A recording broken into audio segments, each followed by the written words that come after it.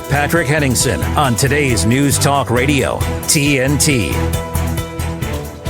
Welcome, ladies and gentlemen. Welcome to the program today. This is Tuesday. I'm your host, Patrick Henningsen. We're live and direct for the next 2 hours. Appreciate you joining us. And of course, we appreciate everybody in the TNT chat community. We see the numbers building over the last couple of weeks. So really appreciate our listenership, our viewership for this program. Listen, we're going to be hitting some very important global, geopolitical, and international news stories today. We're going to bring on to the program a lot of great people to help unpack and discuss all the things that are happening right now. In the first hour, we'll connect with Basil Valentine, TNT's political editor, for an update on his World Report. Just a quick summary of the major stories. That'll be later in this hour. In the second hour, we'll be joined by Ibrahim Majid from Beirut, and we'll talk about Hezbollah, Israel. Will the United States be drawn into bombing Lebanon should Israel declare war on Hezbollah? That's the big question that we're going to be unpacking in the second hour with our guests there. Very important conversation as it could change the trajectory of the hostilities in that region and probably globally as well. So looking forward to that conversation. Now, it's not often we get good news, but some good news happened over the last couple of 24 hours. In fact, Julian Assange has been freed from Belmarsh prison in the UK as part of a plea deal. So this is quite an interesting story. Suffice to say, he is traveling long distances. He's not going to the continental United States. So there's some kind of an arraignment process where he goes through, pleads to, looks like one single count of felony in order to secure his freedom. This was done by the Biden administration. Okay, so just think about the timing of this. We'll get into the political dimensions of that in a couple of minutes with our next guest who we'll bring onto the program. But there's some interesting aspects to this. First of all, we'll find out what's happened. Let's bring on to the program, if we can, independent journalist from Central Europe, Taylor Hudak, joining us on the live link right now. Taylor, really appreciate you joining us. Yeah, thank you for having me.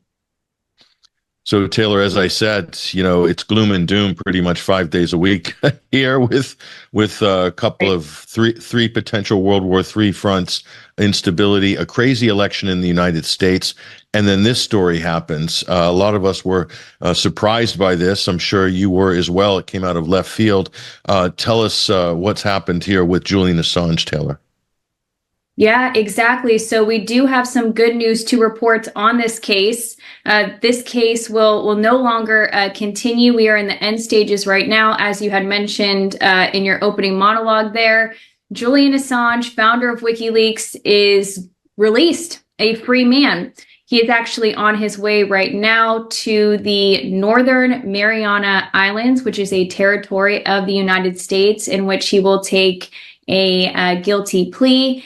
And he will be considered to have served his time for that guilty plea or for that guilty charge. And he will be a free man. And once he attends this court hearing, which I think is going to take place in just a few hours now, I think it's about 6 a.m. In the Northern Mariana Islands. And that hearing is going to take place at 9 a.m. He will then be sent to Australia, the country of his origin, where he is a citizen and will live as a free man. Of course, we are still waiting for a judge to formally sign off on this plea agreement, but it is expected to go ahead. So this is great news.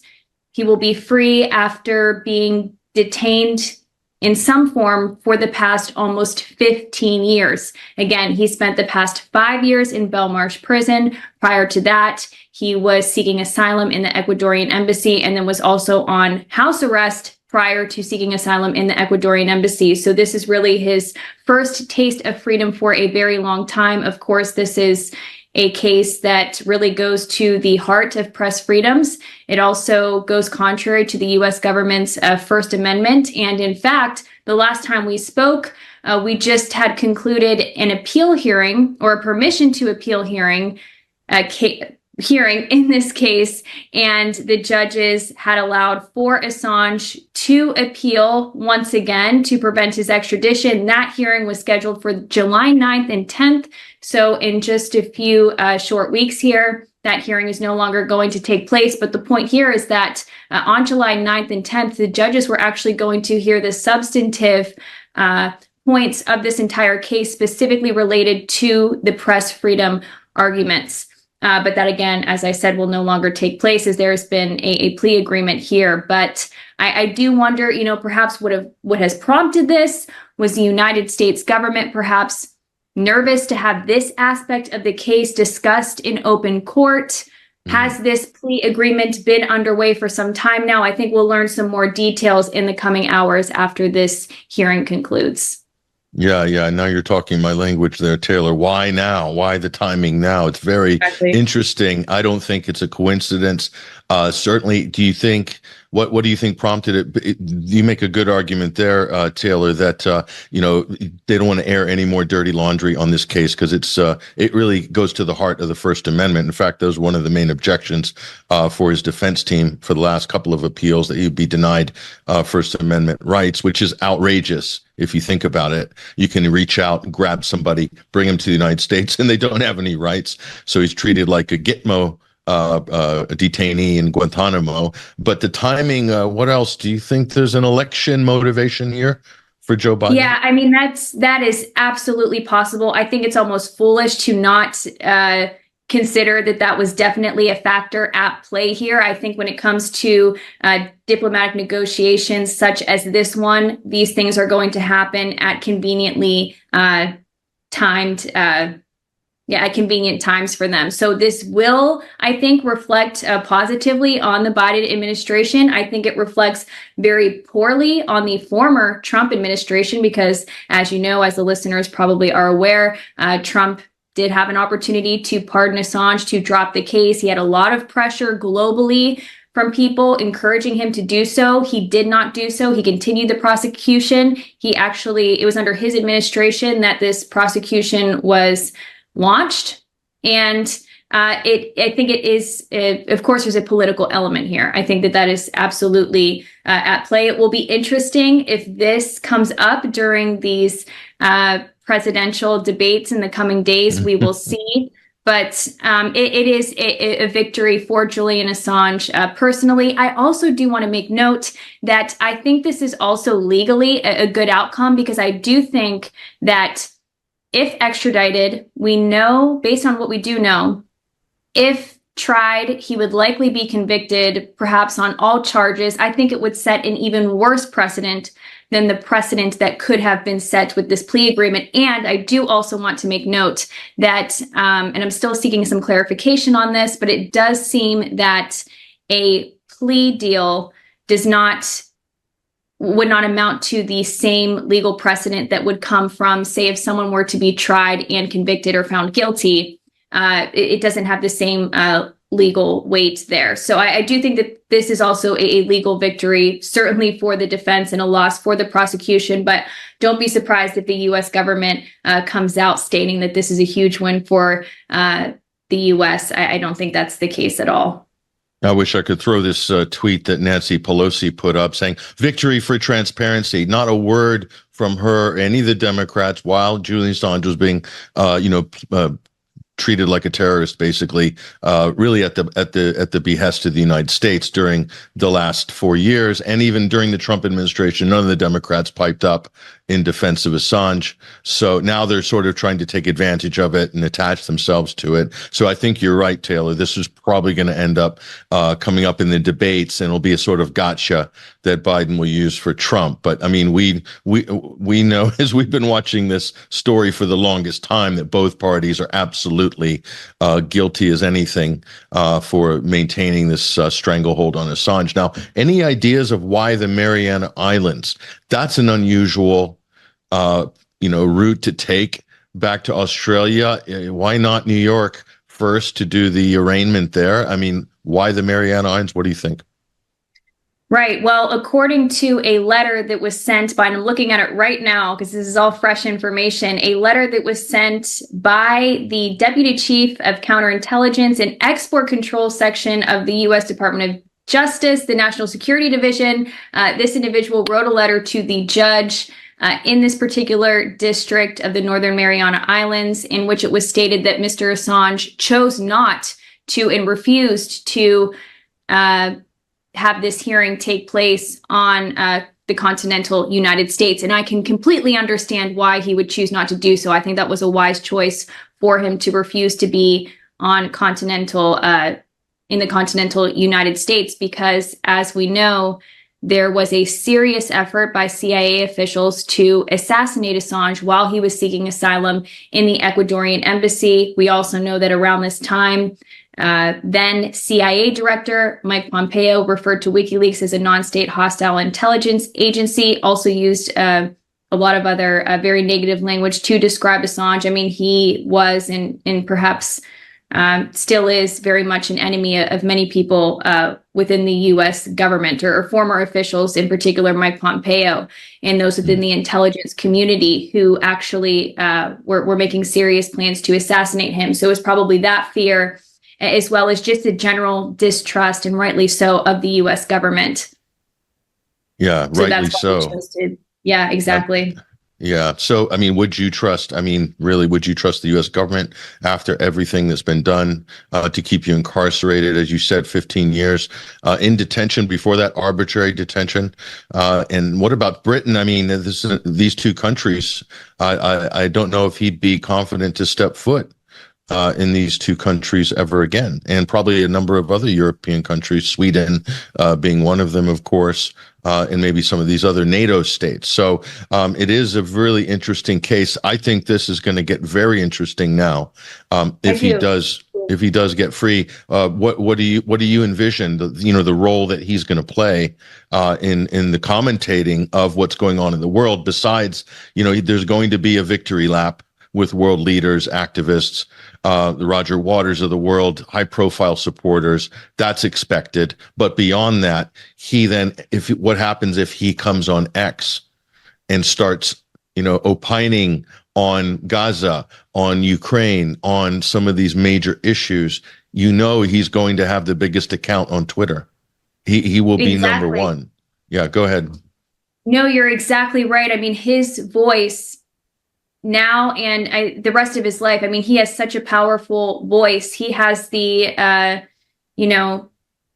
so much respect from the general public and also many leaders as well. I think that it will be interesting to see what he chooses to do. I could also very much understand if he were to choose to live a quiet life, a peaceful life with his family, and stay out of the public eye, or at least maybe do that for some time. I have no idea whatsoever what the plans are for him, but I wish him peace, healing, good health, and I hope that he will have some, very good legal advisors around him to make sure that, nothing like this could ever happen again to him. As you mentioned earlier, being in certain jurisdictions could be somewhat risky, but I'm just very happy that this case has finally come to an end. It has gone on for so long. I remember back in early 2020, you were there covering the case in London. We were both there covering it.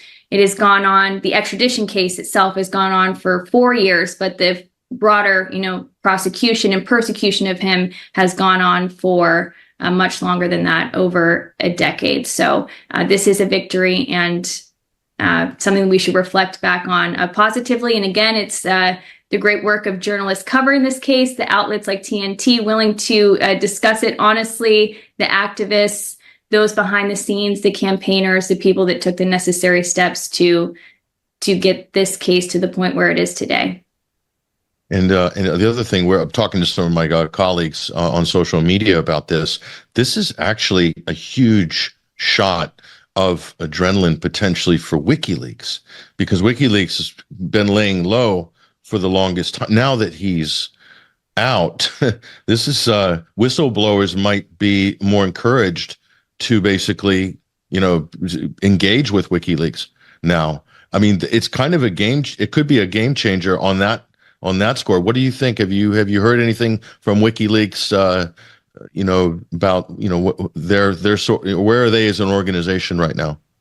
Yes, it's a really interesting question. It's something that I've been thinking about for the past 24 hours myself. I really don't have any more knowledge as to what WikiLeaks is going to do now from this point forward.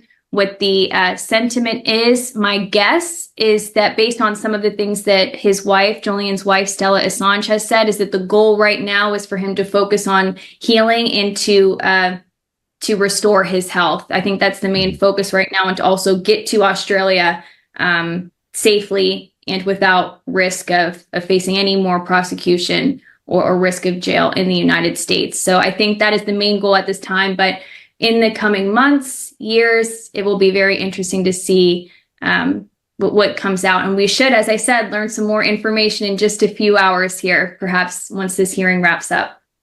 Yeah, and you're right to make the point, first and foremost, that he is reunited with his family. This is amazing. Is free in Australia. He's going to get a hero's welcome, no doubt, from many, many Australians. Thousands and thousands, tens of thousands, who knows, maybe more, will be there to welcome him. There's going to be a lot of pressure, of course, on him to do some high-profile interviews, but you're probably going to wait to do that. But imagine not seeing your children out in the normal world for so many years, and to be able to spend time with your wife, your children, your family, brothers, sisters, parents, etc.